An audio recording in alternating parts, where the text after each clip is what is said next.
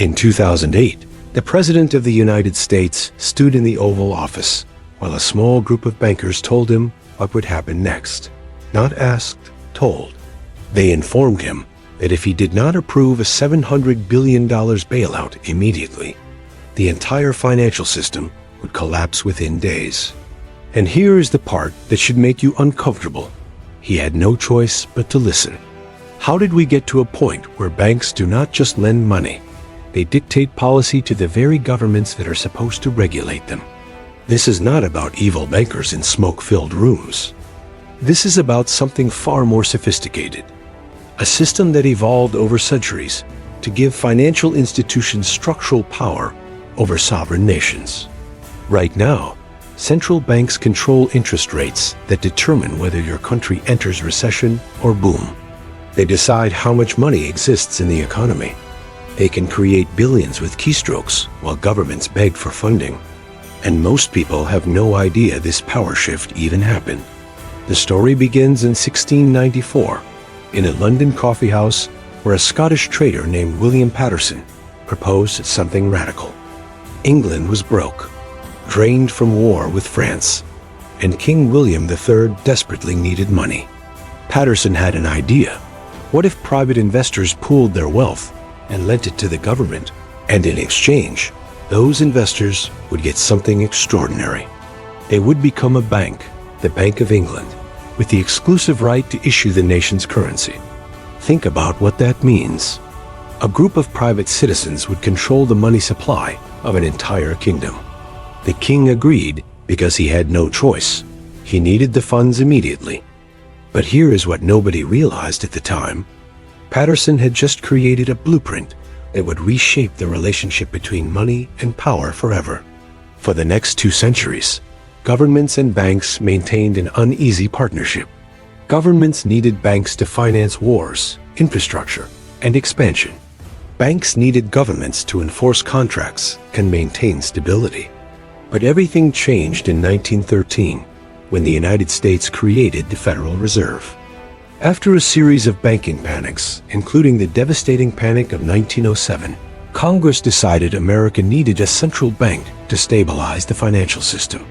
But unlike the Bank of England, which was nationalized in 1946, the Federal Reserve was designed as a hybrid, a quasi-private institution with public responsibilities. According to economist Murray Rothbard, this structure created a unique dynamic where the Fed operates independently from direct government control, but wields enormous influence over government policy. The Federal Reserve controls monetary policy. It sets interest rates. It determines how much money banks can lend. It acts as the lender of last resort during crises. And here is the critical detail. The Fed is run by appointed officials, not elected ones. Presidents nominate the chairman, but once confirmed, that chairman answers to no one for years. So how exactly did this give banks power over governments? The mechanism is surprisingly simple. Governments need to borrow money to function. They issue bonds that investors buy. But central banks can buy those bonds too. And when they do, they are essentially lending money to the government. This creates a dependency. Governments become reliant on central banks to finance their spending, especially during emergencies. And central banks gain leverage through that dependency. During World War I, the Federal Reserve helped finance U.S. involvement by buying government bonds and keeping interest rates low. It worked, but it set a precedent. From that point forward, when governments faced crisis, they turned to central banks for solutions. The Great Depression, World War II, the Cold War, every major event reinforced this pattern. But the real transformation happened in 1971 when President Nixon ended the gold standard. Suddenly, money was no longer tied to physical reserves. Central banks could create it freely. According to financial historian Liaquat Ahamed, this gave central banks unprecedented power because they now controlled the very definition of money itself. If a government wants to spend more, the central bank can create money to buy government debt. If inflation rises, the central bank can raise interest rates, making it more expensive for governments to borrow. This is leverage, pure and simple. But here is the twist most people miss. This arrangement was not forced on governments by scheming bankers. Governments willingly gave this power away. Why?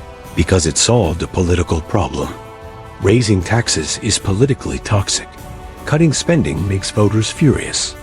But borrowing money, that allows politicians to deliver benefits now and push the costs into the future. Central banks became enablers of this system. They provided the mechanism for infinite borrowing. And once governments became addicted to easy money, they lost the ability to say no. Look at what happened in 2008. The financial crisis was caused by reckless lending and speculative excess, mostly by private banks. When the system imploded, those same banks went to the government and said, "If you do not save us, the entire economy collapses." According to journalist Andrew Ross Sorkin's account in Too Big to Fail, Treasury Secretary Henry Paulson, himself a former Goldman Sachs CEO, told Congress that without a bailout, America faced economic apocalypse.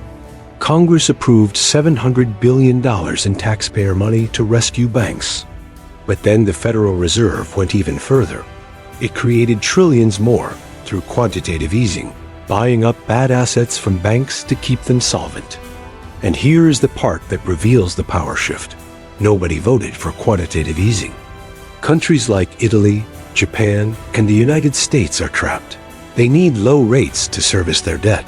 But low rates fuel inequality and instability. Central banks now control the parameters within which governments must operate. So where does this leave us? We live in a world where the institutions that control money operate outside the democratic process. You cannot vote out a central bank chairman whose policies destroyed your savings through inflation. You cannot recall the Federal Reserve Board that decided your country needed austerity.